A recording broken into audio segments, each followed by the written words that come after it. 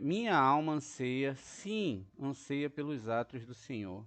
Meu coração e minha carne cantam de alegria ao Deus vivo. Né? Esse é o Salmos, no primeiro livro de Salmos 34, 3. Ele disse: Observe que um homem, antes de oferecer sua oração ao seu mestre, deve primeiro recitar agradecimentos. Então, antes de tudo, você tem que ser agradecido. Ele também deve orar diante de seu mestre no horário apropriado, pela manhã. Veja, pela manhã para unir o lado direito do santo, bendito seja, e à tarde pelo lado esquerdo.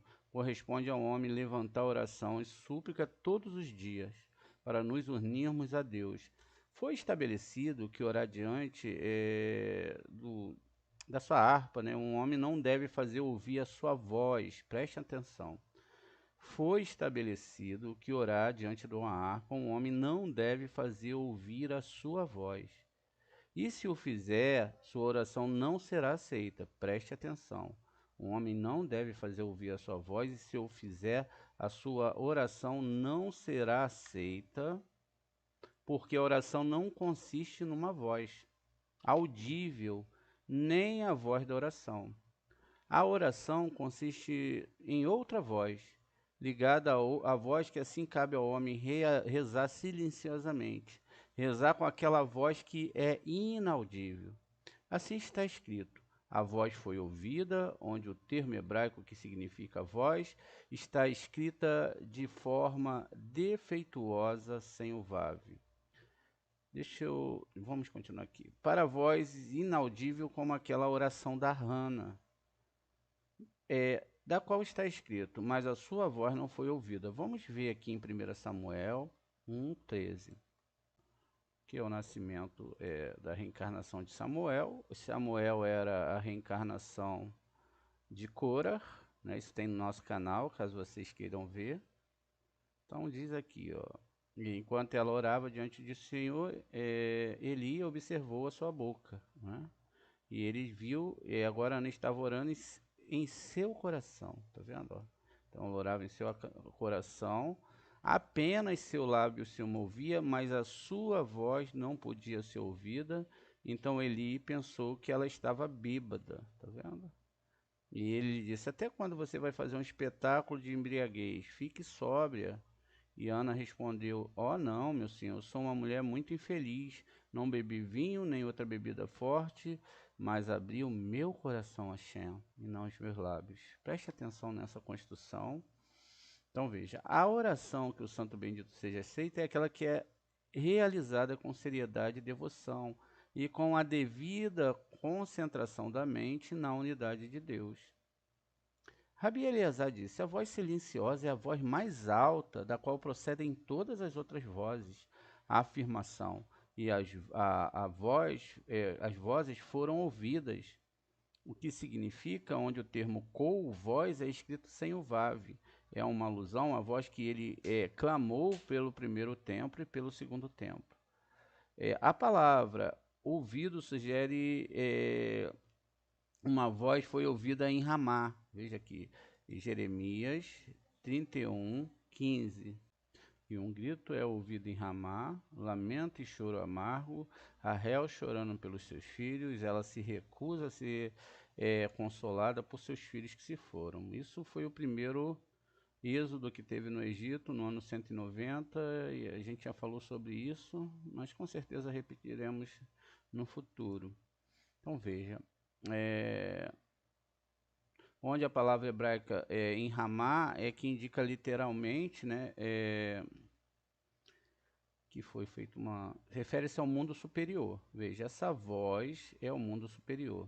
Vamos construir isso aqui, né? Esse é uma voz, é um mundo superior e o mundo vindouro. Nesse caso está escrito: naquele dia, Shem, Deus dos exércitos, chamado ao choro e à lamentação. Isaías 12, 12. De modo que a voz ouvida nas alturas. Portanto, Rahel chorou por seus filhos. Ela recusou a ser consolada por seus filhos, porque ele não está lá. Não está escrito eles não estão lá, mas ele não está lá, que é uma alusão ao seu marido. Porque se o marido estivesse presente, se o marido estivesse presente com ela, ela teria se permitido ser consolada para ele, pois então não permaneceria no exílio, mas com seu marido não estava com ela, ela não poderia ser consolada.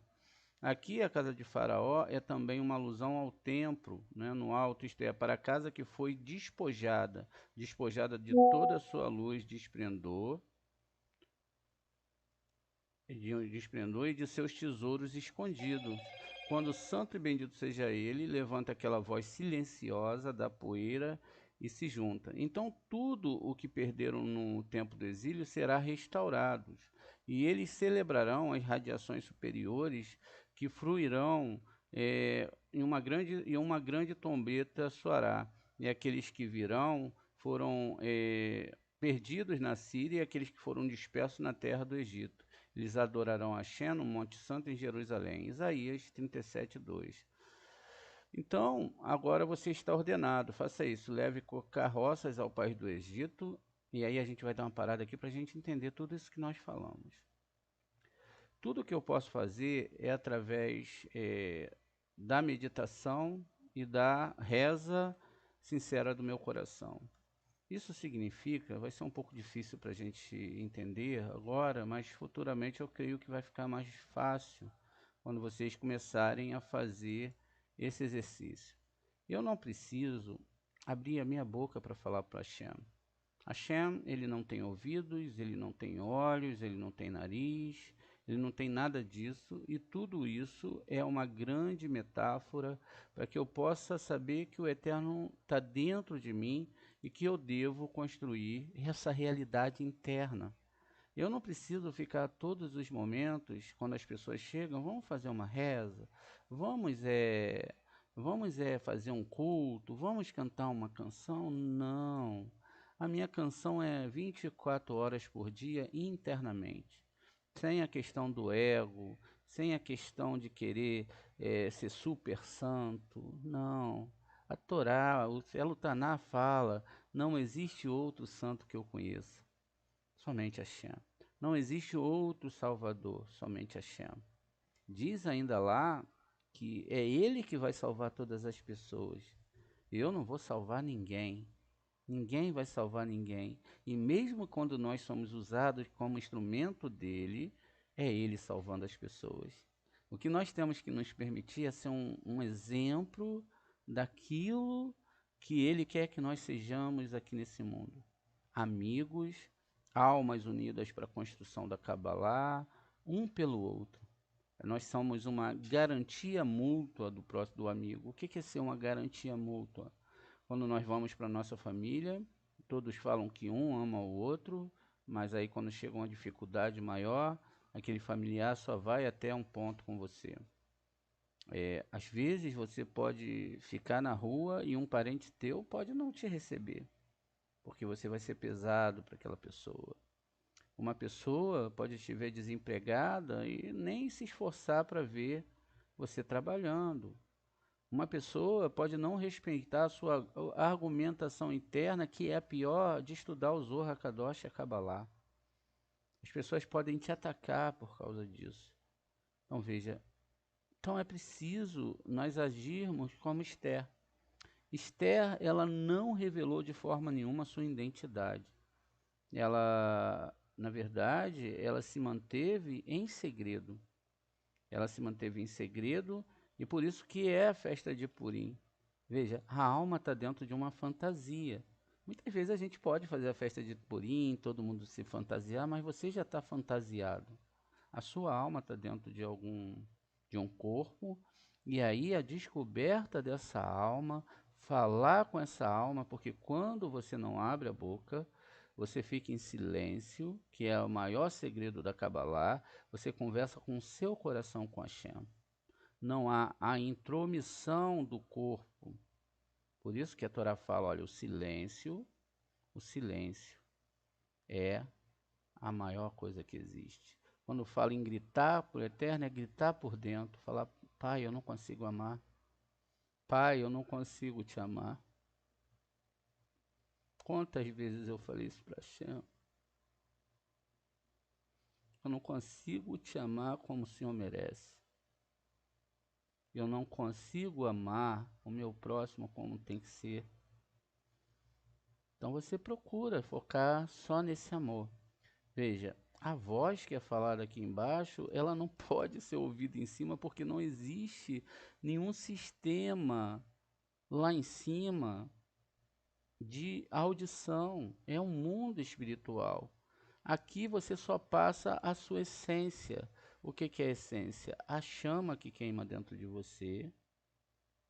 O que você queima aqui de baixo, o que que você oferece? Doação ou recepção? E aí a gente sabe que aqui tem um canal. Então você pode estar com uma pessoa conversando e você pode estar rezando internamente. E a pessoa não precisa ouvir, ela só precisa também sentir a argumentação dentro da tua essência. E as pessoas vão sentir a sua essência de Torá, o seu cheiro de Torá. Tudo é com a alma. Alguns sábios dizem que quando os cabalistas se juntavam, às vezes eles ficavam horas sem falar uma palavra. Porque quando a gente fala muito, a gente atrai para os níveis do corpo. E aí acaba sempre saindo uma coisa que não está dentro da Torá. Quando nós temos que focar na questão da alma. O muito falar, o muito reclamar, o muito não estar no nível da alma, atrapalha a caminhada da alma. Por isso que o Ari, ele se isolou por 7 anos. Por isso que os cabalistas, eles tinham cuidado quando eles iam falar qualquer coisa. Porque aquilo, a responsabilidade que é tão grande, a gente vai ver muitas pessoas amarguradas no futuro, é porque aquilo que elas falaram e elas mesmas se sentenciaram. Elas estão agindo a nível de Malhut, estão gritando aqui, fazendo longas orações, longas canções, longos isso e aquilo, mas não estão falando com a alma. Então veja, olha a construção que o Zohar vai fazer dentro disso. Essa voz é a voz do futuro, é a voz da alma. Não adianta você cantar, não adianta você falar, não adianta nada se você realmente não estiver queimando para cima do ação. Não adianta você estar em recepção. A sua voz, ela não vai ser ouvida. Veja, a Hannah, ela movia os lábios porque ela falava que ela não teria filho, ou seja, ela não poderia ter desejos bons construídos à frente. Ou seja, sentimentos de doação e não de recepção.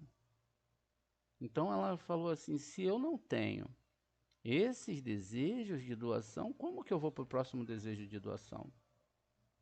Como que eu vou construir uma alma? Então eu vou ficar em silêncio.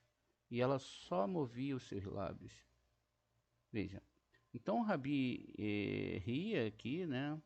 Ele iniciou o discurso com o texto: alegre-se, ó Jerusalém, alegre-se todos vocês que amam, alegre-se com aqueles que choram. Isso é Isaías aqui no 46, não, 66, 10.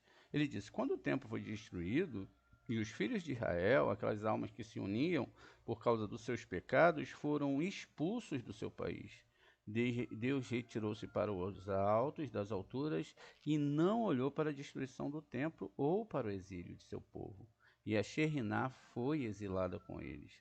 Quando Deus, a parte masculina, desceu novamente, ele observou a sua casa queimada. Ele olhou para o seu povo e viu que eles estavam no exílio.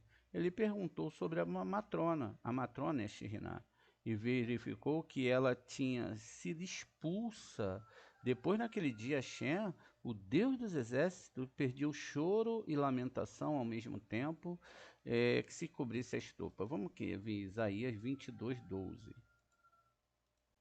Diz aqui, ó, é, ele chamou, ó, meu soberano Deus dos exércitos, convocando aquele dia para chorar e lamentar, para tonsurar e cingir com saco. Veja, então, que as pessoas deveriam realmente entender aqui, lamentar e se voltar para Shem.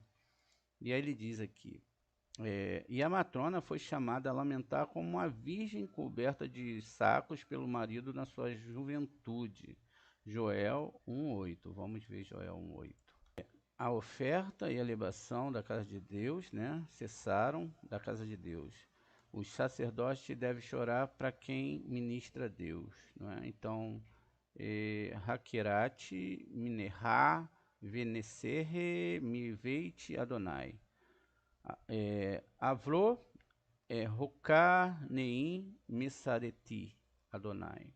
Então, né, todos devem chorar. Todos devem entender o que está acontecendo. Todos devem buscar de toda a alma. Porque ele se afastou deles e eles foram separados do próprio céu, e a própria terra lamentaram, como está escrito. Eu visto o céu com escuridão e a cubro com saco. Isso é Isaías, lá no 53. Todos os anjos celestiais levantaram suas vozes em lamentação, como está dito. Vejam, os anjos clamam, os anjos da paz clamam amargamente. Isso é Isaías 33, 7. O sol e a lua estavam aflitos e a sua luz foi escurecida. Como lemos, o sol escurecerá em sua marcha. Isaías no 13:10. Por que motivo? Porque o lateral, obteve, né, domínio sobre a terra santa. Então discutiu o versículo: E você, filho do homem, assim diz o Senhor Deus a respeito do país de Israel. Um fim está chegando. O fim está chegando sobre os quatro cantos da terra. Ezequiel 7:1. Ele disse: Esse versículo contém uma ideia oculta. Como já foi dito, há um fim para a direita, para o lado direito há um fim, e para o lado esquerdo há um fim também. O fim da direita é referido na expressão vem um fim. E na expressão o fim está chegando, refere o fim da esquerda. A extremidade direita é o fim do instigador do bem. E a extremidade esquerda é o fim do instigador do mal. E quando os pecados de Israel se multiplicaram e aumentaram, foi por esta extremidade esquerda que o reino do mal ganhou poder e destruiu a casa e o santuário do Senhor. Assim diz as Escrituras. Assim diz Hashem, um Deus, né, o Senhor Deus. O mal sem orientação vem. Ezequiel 7:5. Isso significa que quando as pessoas entram em recepção, elas não estão no que a Hashem quer, então elas não conseguem, a humanidade toda, elas só vão para o modo de recepção. Quem vai destruir? São os seres humanos. Os seres humanos instigados pela recepção vão matar outros seres humanos, vão matar outras pessoas, porque eles não têm CRI para receber essa luz. Eles não se colocaram para estudar a Torá. Eles mataram os cabalistas, eles perseguiram Isaías, perseguiram Ezequiel, perseguiram Jeremias, porque eles queriam uma religião. Eles não queriam o Deus de Israel. Eles não queriam andar em sacos nus, sem desejo de recepção. Eles não queriam servir a Deus sem nada em troca. Sempre eles queriam algo. Sempre eles queriam um status. Sempre eles queriam ser as pessoas que dirigiriam o país, os reis, os políticos, e nada disso é Cabalá. E aí diz aqui ainda, né? O céu e a terra lamentaram porque o domínio foi dado aos confins da esquerda. Agora que o reino santo, o reino dos céus foi derrubado e o reino maligno prevaleceu, é apropriado que o homem se aflija e seja humilde, e se humilhe, perdão. Então, ó, é necessário agora que isso aconteceu, que nós nos aflinjamos e nos humilhemos, para que quando o reino santo ressuscitar e for restaurado ao mundo, ele possa se alegrar naquele reino. Por quê? Se ele não começar um trabalho agora, ele vai realmente sofrer lá na frente. Ressuscitar, e se for restaurar o do mundo, ele possa se alegrar naquele reino. Se a pessoa não se afligir, não se humilhar e não buscar se doação, vai ficar complicado. Assim diz as Escrituras: alegrai-vos por ela, tudo que chorais por ela. Isaías, lá no 66:10. E ele viu os carros, etc., do Egito, é chamado de uma bela novilha, conforme Jeremias, ali no 46:20. E, portanto, a palavra eglote, carroças, pode aqui ser uma alusão ao Egito. Veja, essa palavra eglote, vamos procurar aqui em Jeremias, no 46:20, e vamos olhar o Isaías aqui no 66:10. Alegre-se com Jerusalém e alegre-se por ela. Todos vocês que amam, junte-se ao seu júbilo, todos que vocês que choraram por ela. Nós devemos entender que a palavra Jerusalém, tá vendo aqui, ó, Jerusalém, ela é formada de uma, duas, três, quatro, cinco, seis letras. Jerusalém não é uma cidade nesse mundo. Jerusalém são 6.000 anos para a retificação da alma do ser humano. Então veja, todo aquele, não é, que entender isso, eles vão entender então o que está sendo falado. E vamos ver agora a palavra que é citada aqui, ó, egrote. Aqui está vegilor. Então vamos ver agora um outro versículo, que é Jeremias 46:20. Agora, aqui a gente tem a palavra eglo, né? E diz aqui o seguinte, aqui tem uma gematria de 108, 108. E aí a gente tem aqui a palavra Ife, e a mesma palavra aqui de forma diferente, P, U, de Re. E aí fala a palavra Mitzrayim, e aí aqui a palavra Ker, ou Keretz, né? É Mitzpon, Bar, e repete de novo aqui o Beit Aleph. O Egito é uma bela novilha, uma mosca do norte está vindo. Essa mosca do norte é, na verdade, a Sefirá Gevurá. Tá vendo? A Gevurá que nós passaríamos por causa de quê? Por causa de nós mesmos.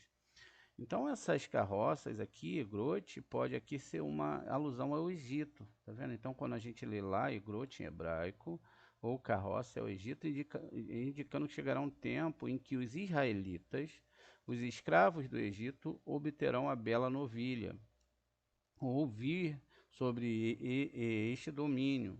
O Rabi Eleazar disse: através das novilhas, José pretendia lembrar Jacó que, quando se separou dele, estava estudando com ele a seção da novilha, cujo pescoço deveria ser quebrado.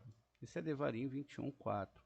Aquela história de quando alguém morresse, se contava os passos de uma determinada cidade ou de outra determinada cidade, e aonde tivesse menos passo, ali se traria uma novilha e se partiria, não é, a nuca dessa novilha. Pois bem, esse rito da novilha nunca teve que ser, a novilha nunca foi quebrada. Foi aplicado a um homem assassinado sem saber quem o matou, ou seja, não existia uma pessoa.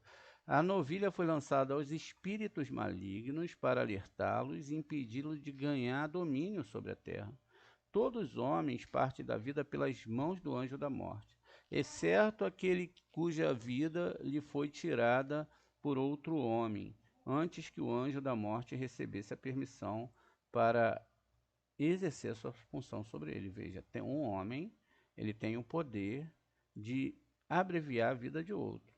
Assim, o anjo da morte tem motivos para reclamar da fuga do assassinato, e por isso foi ordenado que os anciões daquela cidade tragam a novilha, Devarim 21:4, para afastar qualquer acusação contra aquela localidade e protegê-la contra o poder do acusador.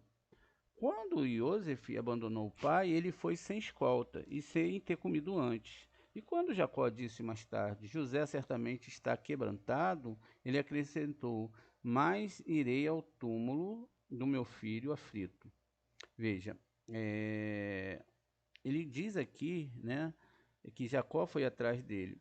Toda essa construção, a gente está vendo a palavra vaca, não é? Que ela vai ter 245. Ela tem 240 mais 5 letras sulfite, que são as letras 245, que está ligada à parada do mar. Agora, nesse caso, está ligado a uma vaca sem ser vermelha. É lógico que a alusão do quebrar a nuca aqui traz alusão ao sangue, mas que isso, na verdade, não é um simples rito, mas isso é uma alusão à construção de uma espiritualidade que está ligada às letras sofites, que foram esticadas justamente para resistir ao Satã que está fazendo o seu papel. O papel não é um papel de inimizade contra Deus, não, é que o Satã vai testar o tzadik até o limite do limite. E aí você vai ver se você ama essa Torá ou não ama essa Torá. Só vai ficar quem ama a Torá. Quem não ama a Torá pode até já desistir, porque não vai ficar, porque lutar contra Satã não é para qualquer um. Então você vai ser testado, às vezes pode acontecer até uma coisa muito boa que vai te afastar da Torá ou do estudo da Torá, e muitas pessoas vão cair nessa armadilha. Elas vão falar, poxa, agora está dando tudo certo, e vão se afastar da Torá. E aí é que é a armadilha. Aí é que é a armadilha. Porque você tem que definir qual é o seu melhor tesouro. Se você trabalha para estudar a Torá, ou se você estuda a Torá para ganhar dinheiro e etc, etc. Ganhar fama, isso tudo, né? E a gente deve se afastar disso. Sempre tomando muito cuidado, para que nós não tornemos essa Torá em algo negociável. E nem com o nosso ego, nem com o sistema financeiro. Essa Torá, ela é para a alma. Essa Torá é para criar um amor, onde a gente também lide com o nosso irmão sem o desejo de recepção, sem querer extrair o máximo do nosso irmão. Tudo tem que ser para Kabbalah. Tudo tem que ser direcionado para Kabbalah. Quando a gente fala Kabbalah, Torá. Quando a gente fala Torá e Kabbalah, a gente fala para o nosso Deus, para a ideia daquele que criou todas as coisas, o que é aquele que é dono do universo, aquele que cria a cada momento a nossa realidade, a nossa vida, porque a realidade ela só é palpável, e aí eu digo a nível intelectual, quando nós temos, na verdade, como perceber essa realidade.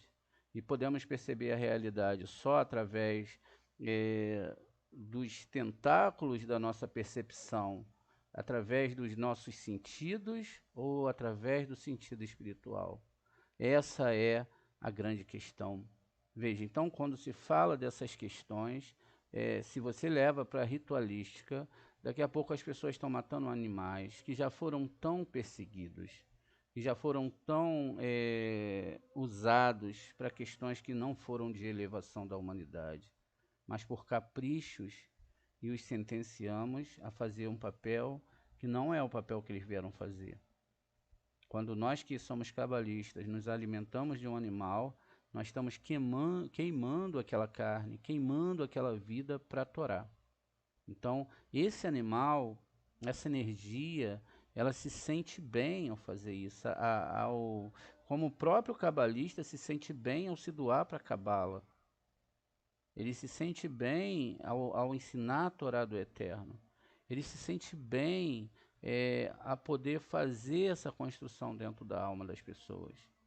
Então, veja, toda essa construção que nós estamos fazendo aqui, né, a gente viu que os 6.000 anos, vimos que toda a humanidade vai caminhar juntos, e que a reza, ela é do coração.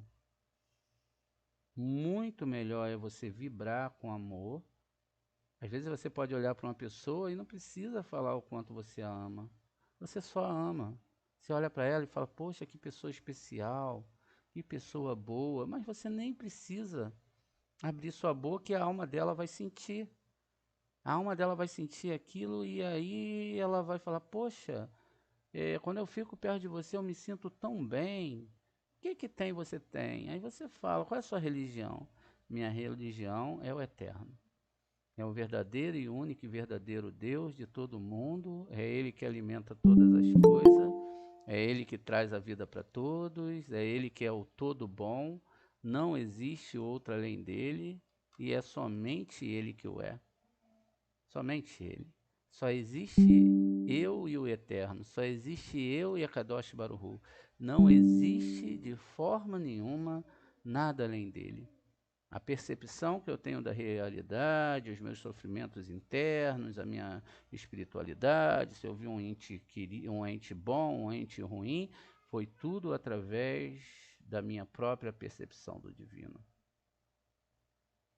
E aí, conforme nosso amor, nosso coração vai crescendo perante a divindade, e a gente vai podendo falar com mais sinceridade: eu te amo, meu rei.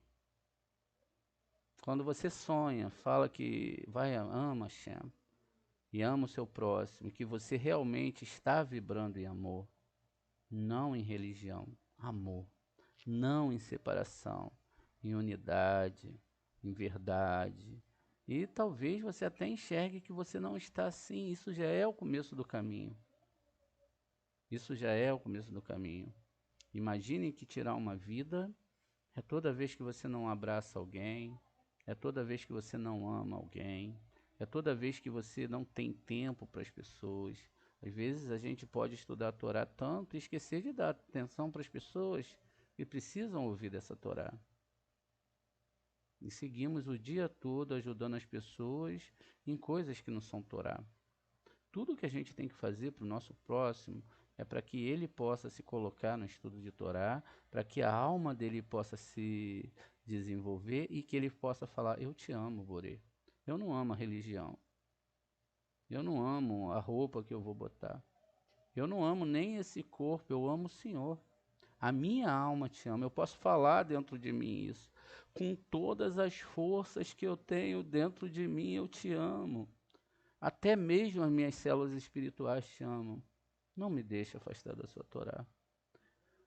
Não porque será o meu fim somente, mas porque eu quero estar perto de você. Eu quero que o Senhor seja a razão do início do meu dia até o final. Em que as pessoas possam ver na reza do meu coração, não no teatro que eu faço musical, não no teatro que eu faço quando eu rezo, e não nessas coisas, mas que as pessoas e o Senhor possam sentir isso. E quando eu falar do Senhor, as pessoas possam sentir dentro dos meus lábios a força mental e a força do meu coração unidas para falar que tu és o meu amor. Eu não tenho outro amor além de ti. E essa é a verdade que agrada a todos os anjos positivos e negativos, e todas essas forças.